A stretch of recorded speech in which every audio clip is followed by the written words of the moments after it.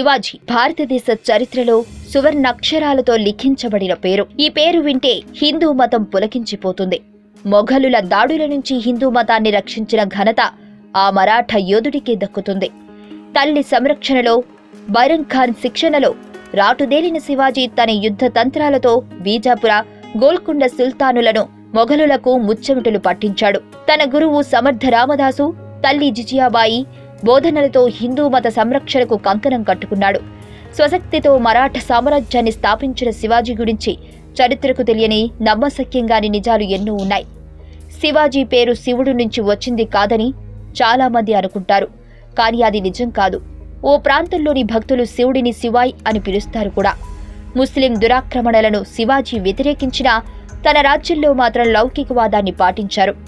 అన్ని మతాల వారిని సమానంగా ఆదరించారు. ఇతర మతాల నుంచి హిందువులుగా మారిన వారిని గౌరవించేవాడు. అంతేకాదు, హిందూగా మారిన ఓ వ్యక్తికి తన కుమార్తెను ఇచ్చి వివాహం జరిపించాడు. హిందూ మతాన్ని కాపాడడం కోసమే ముస్లిం దురాక్రమణదారులతో యుద్ధం చేశాడు తప్ప ఎప్పుడూ వారి మతాన్ని వ్యతిరేకించలేదు. అతని స్నేహితుల్లో చాలా మంది మహమ్మదీయులున్నారు. అంతేకాదు, సైనిక వ్యవస్థలో ఎంతో మంది ముస్లింలకు సముచిత స్థానం కల్పించారు. బీజాపుర సుల్తానులను ఓడించడానికి మొఘల పాలకుడు ఔరంగజేబుకు సహాయపడ్డాడు. అహ్మద్ నగర్ ముట్టడిలో కీలక పాత్ర పోషించాడు. యుద్ధ తంత్రాల్లోనూ శివాజీ అనుసరించే విధానం శత్రువులకు అంతుబట్టని విధంగా సాగేది.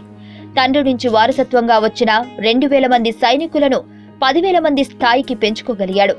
సైనిక సంపత్తి ప్రాముఖ్యతను తిరుగులేని యుద్ధ వ్యూహాలను అనుసరించడమే శివాజీ అసమాన ప్రతిభకు నిదర్శనం. పటిష్టమైన సైన్యంతో పాటు నిఘా వ్యవస్థను కూడా కలిగి ఉండడమే కాకుండా ఆధునిక యుద్ధ తంత్రాలను ఉపయోగించాడు. వీటిలో ముఖ్యమైనది గొరిల్లా దాడి. శివాజీ తన సైన్యం పట్ల అత్యంత శ్రద్ధ తీసుకునేవారు. వారి ప్రాణాలను ఫనంగా పెట్టి యుద్ధం చేయడానికి విముఖత చూపించేవారు. సైనికులు ప్రాణాలకు ప్రమాదం ఏర్పడే సందర్భంలో అనూహ్యంగా అక్కడి నుంచి వారిని నిష్క్రమింపజేసేవాడు. పటిష్టమైన నావికాదళం మరాఠాలకు మరింత బలాన్ని చేకూర్చింది. దీనికి శివాజీ వేసిన బలమైన పునాదులే కారణం. విదేశీ దండయాత్రల నుంచి కాపాడడానికి ఇది ఎంతగానో ఉపయోగపడింది. ఆ కాలంలో ఇలాంటి ఆలోచనలు ఏ రాజులకు రాకపోవడం గమనార్హం. తనకంటే బలవంతుడైన, ధీశాలి అయిన అఫ్జల్ ఖాన్ను చాకచక్యంగా అంతం చేశాడు. అఫ్జల్ పథకాన్ని ముందుగానే పసిగట్టిన శివాజీ తన చేతులకు పులిగోళ్లను తొడుక్కొని అతనిని హతమార్చాడు. మహిళల పట్ల అపారమైన గౌరవం. ఇతర రాజ్యాలపై దండెత్తినప్పుడు స్త్రీలపై ఎలాంటి దాడులకు అనుమతించేవారు కాదు. ఇలా ఎవరైనా చేస్తే వారి పట్ల కఠినంగా వ్యవహరించేవారు. నైపుణ్యం ఉన్నవారిని సైనికులుగా స్వీకరించేవారు. సైన్యంలో ఎలాంటి సిఫార్సులను పట్టించుకునేవారు కాదు. అలాగే సైనికులకు వ్యక్తిగత ఆయుధాలను కూడా ఇవ్వడానికి నిరాకరించారు.